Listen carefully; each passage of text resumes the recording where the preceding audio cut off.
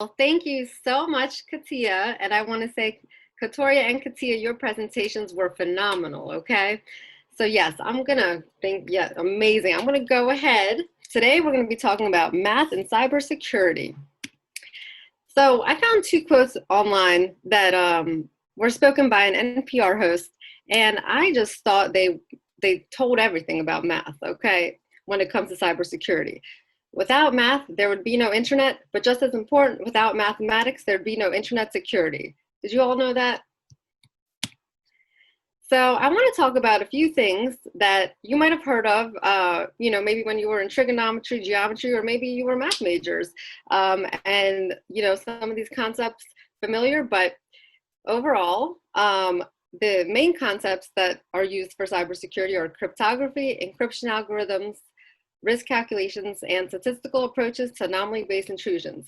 Now that all might seem confusing, but I'm about to show you how this works.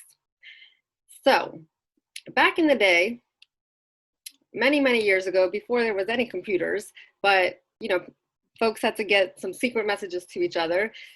One of the early types of cryptographic puzzles or methods of communication was called the Caesar cipher. So here you can see there's just the word hello and a key. The key in this case was one number, okay? And so I'm going to just real quick play a little snippet for you. Be this. So as you see right there, it's like a slot machine with one single spin of a number. And it gets to encrypt your number code with just a single algorithm, a very simple trend, okay?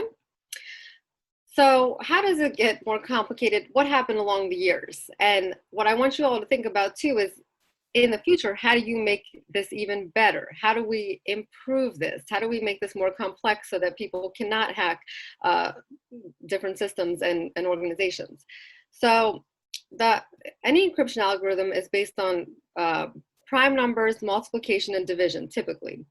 But those are very simple concepts, really.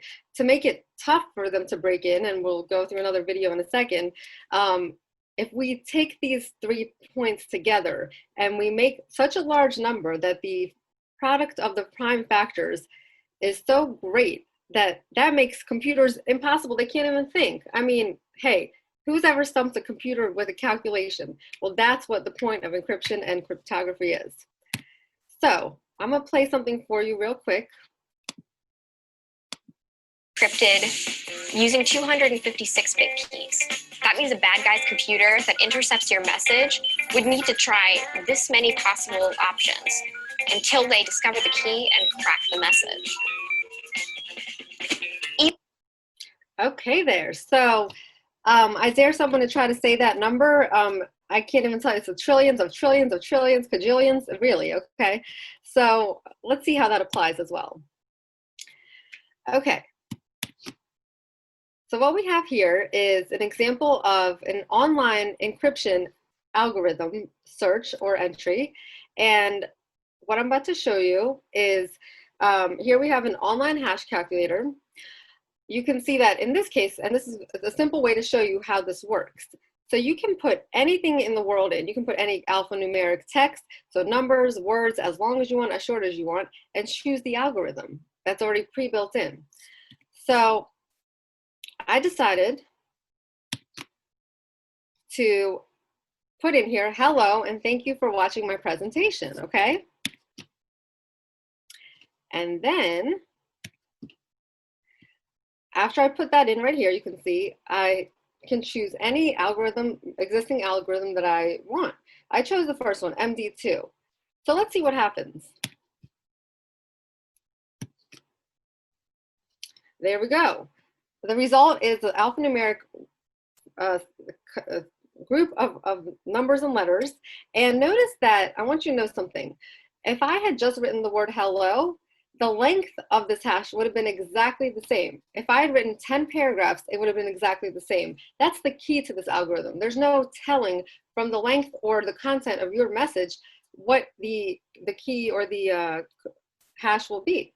So this was, I thought, really cool. And let me just give you some information about that MD hash we just saw. So like I said, why are there so many of these? Why can't we just use that the first one that was ever made. Well, you can see that the MT2 hash I just showed you, the underlying compression function has a complexity of 2 to the 73rd power. Well, we know that it can be attacked with a complexity of 2 to the 104th power. So this is like a math proof that they found.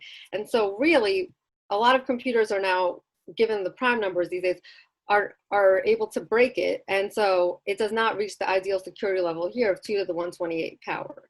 So even though these are, exponents and numbers, you can see that really we need something higher than this to at least not be able to broken by any type of decoder or anything like that.